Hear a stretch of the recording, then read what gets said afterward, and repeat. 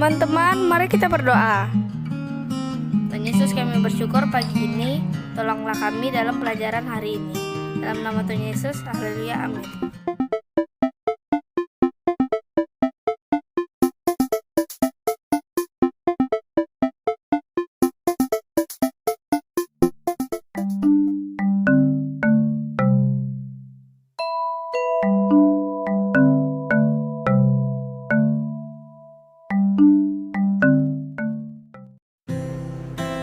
Judul materi kita, Allah memelihara ciptaannya.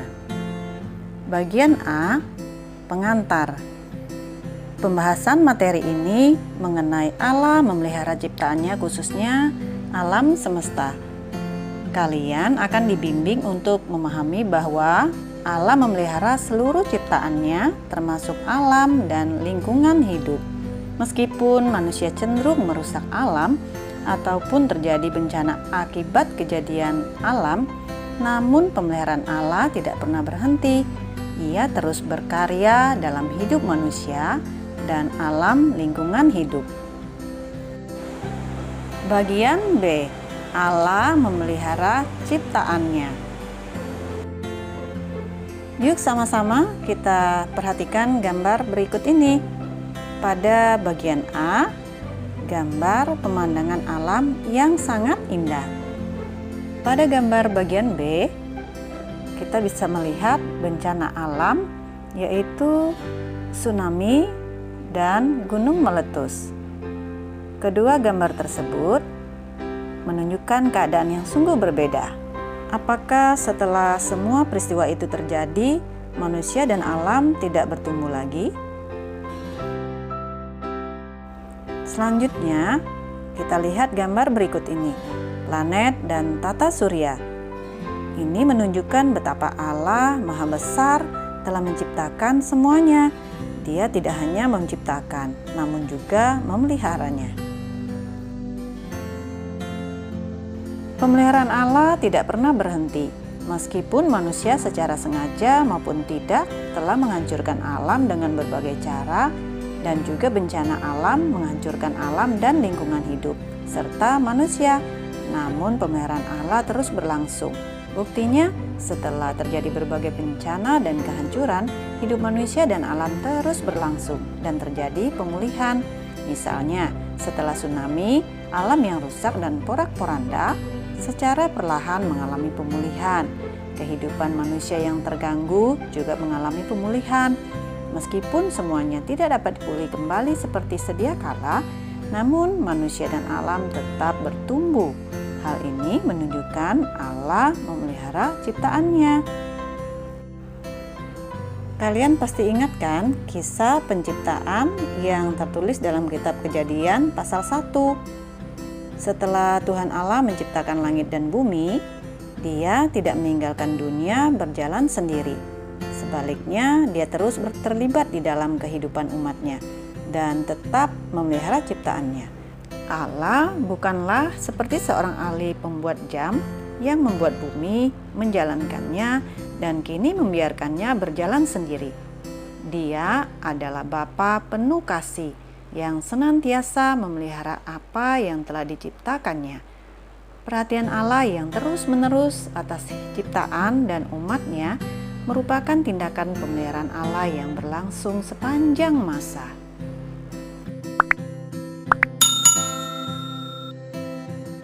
Bagian C yang akan kita pelajari bersama, aspek-aspek pemeliharaan Allah. Aspek artinya sudut pandang atau tanda. Jadi, aspek-aspek pemeliharaan artinya sudut pandang atau tanda yang menunjukkan adanya pemeliharaan Allah. Yang pertama, pelestarian. Yang kedua, penyediaan. Yang ketiga, pemerintahan. Pembahasan pertama, aspek pelestarian. Apakah yang dimaksud dengan aspek pelestarian? Dengan kuasanya, Allah melestarikan dunia yang diciptakannya.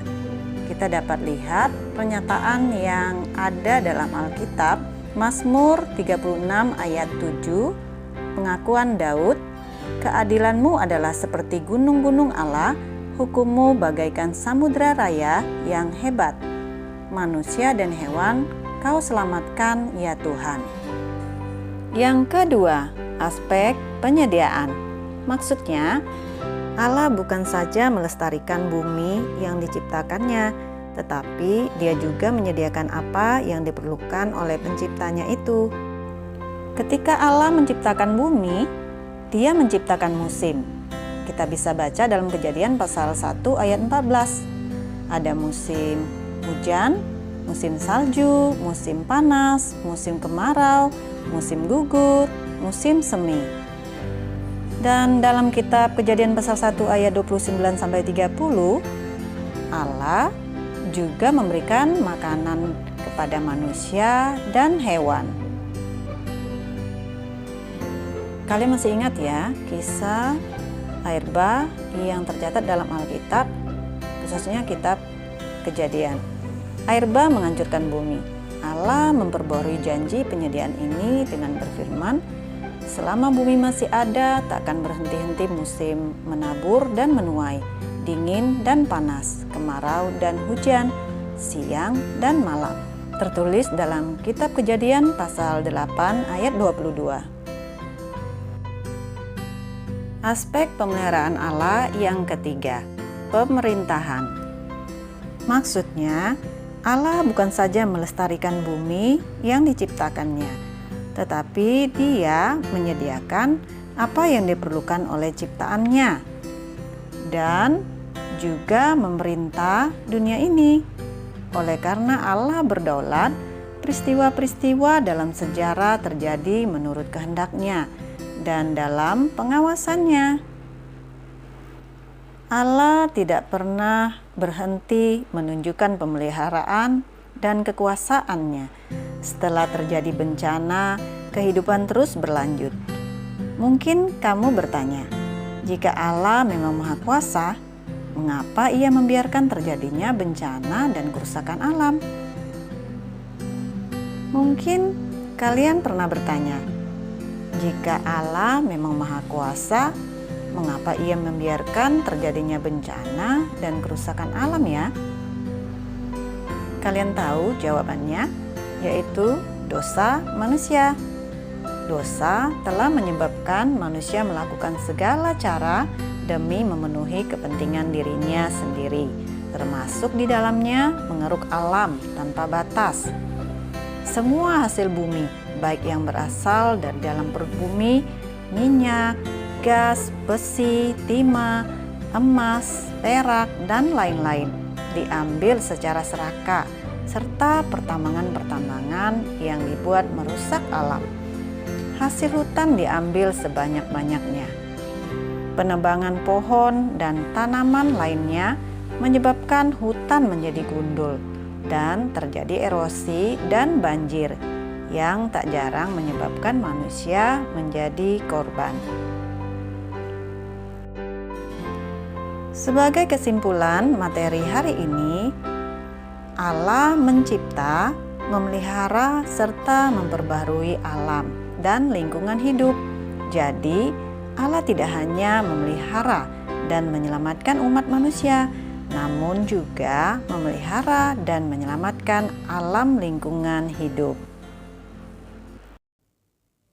Mari kita memuji Tuhan sebagai ungkapan syukur kita karena Allah kita Allah yang baik, yang menciptakan dan memelihara kita dan seluruh ciptaannya. Burung pipit yang kecil dikasihi Tuhan, terlebih diriku dikasihi Tuhan. Bunga bakung di padang diberi keindahan, terlebih diriku dikasihi Tuhan. Burung yang besar kecil, bunga indah